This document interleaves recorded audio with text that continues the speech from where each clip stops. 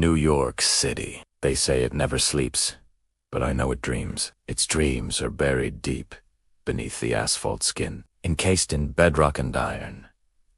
To the millions who walk its grid every day, the city is a flat plain of avenues and streets, a world of vertical ambition where skyscrapers claw at the clouds. But to an urban archaeologist like me, those skyscrapers are just tombstones for what lies beneath. I'm standing at the corner of Broadway and Canal, the humid July air clinging to my shirt. The traffic roars, a chaotic symphony, but I'm listening for something else. I'm listening for the sound of water that shouldn't be there. It's here, I whisper, looking at a faded blueprint from 1811, where a Starbucks now stands.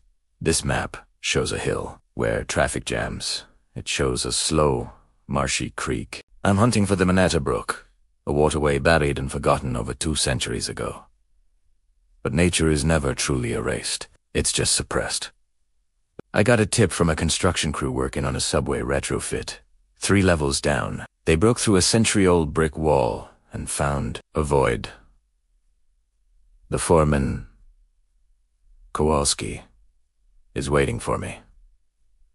You, the historian, he asks, eyeing my clean boots. Primera. No. You said you found a chamber? We found something, he grunts. Doesn't look like a utility tunnel. Too old. Too ornate.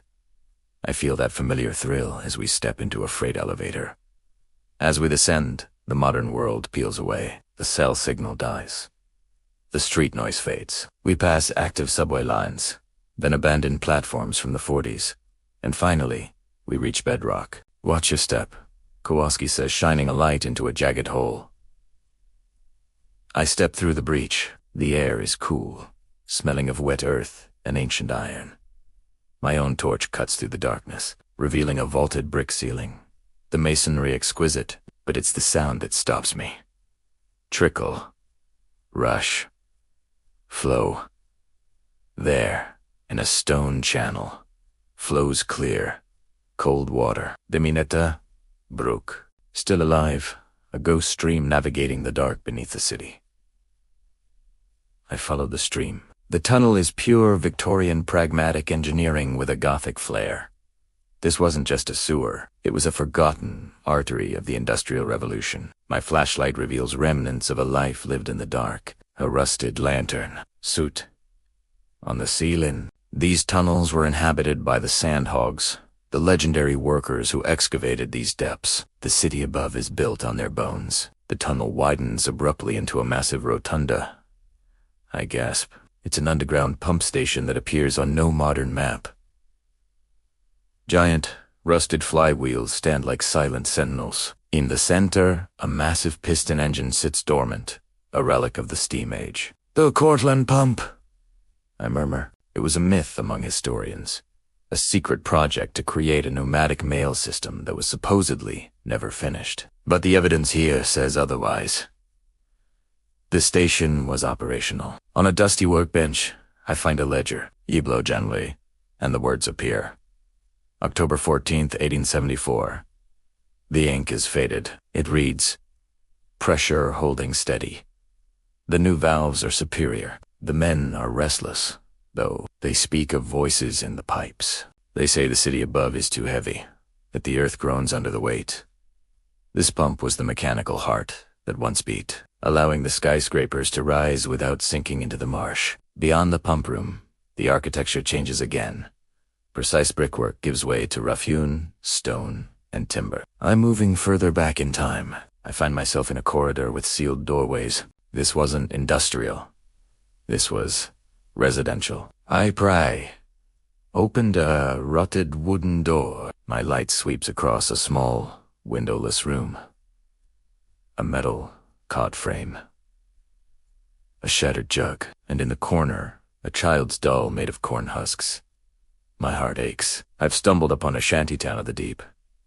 During the economic depressions of the late 19th century, thousands of New Yorkers had nowhere to go. They retreated into the city's forgotten infrastructure to survive, living in darkness. On the wall, scratched into the limestone, is a drawing of the Brooklyn Bridge and a name. O'Malley, 1893. You were here, I whisper. You existed. The city isn't just about the Rockefellers who built the towers. It's about the O'Malleys who lived in the cracks between them. Moving on, the air grows stale. The tunnel slopes upward, and the walls change again. Smooth, reinforced concrete. I've walked from the 1890s straight into the 1950s. I see a heavy steel blast door, slightly achar. Stenciled on it are fading yellow words. Civil defense, shelter. The Cold War. When the city feared the atom, it burrowed even deeper.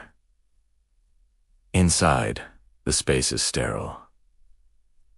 Rows of metal bunks, crates of survival crackers. This was a tomb of paranoia, a monument to the fragility of the civilization above. I look at a desk. A rotary phone, a crumpled newspaper from 1962, and next to a modern plastic water bottle. I freeze. I kill my light. Silence. Then, a shuffle. I turn my light back on, aiming it toward a corner. A figure sits up on a bunk, a bearded man, wrapped in blankets. Easy, I say, raising my hands. I'm a historian, the man squints. Historian. His voice is raspy. You looking for the old times? I suppose I am. They ain't gone, he says. We just keep them warm. He's one of them old people, the modern homeless who find refuge in the tunnels. He used to work for the Transit Authority. Retired 20 years ago, he tells me. But the rent up there, it tries to kill you. Down here, the rent is free, and the history keeps you company. He tells me stories not in any book. The narrative isn't over. The layers beneath the city are a continuous, living ecosystem. The O'Malleys of 1893 and this transit worker are part of the same lineage. 3 hours later, I emerge back into the sunset on Broadway. The noise of the city hits me like a physical blow. I watch the people rushing past, walking on concrete, unaware of the hollows beneath their feet, unaware of the Minetta Brook, the Victorian engine, the child's doll, the old man guarding history in the dark. To understand this city, you must not look up, but down. We build over our past, layer by layer, but it never vanishes. It echoes. The water still flows. The foundations still groan. The concrete jungle is not a monolith. It is a mask, and beneath the mask, the city breathes.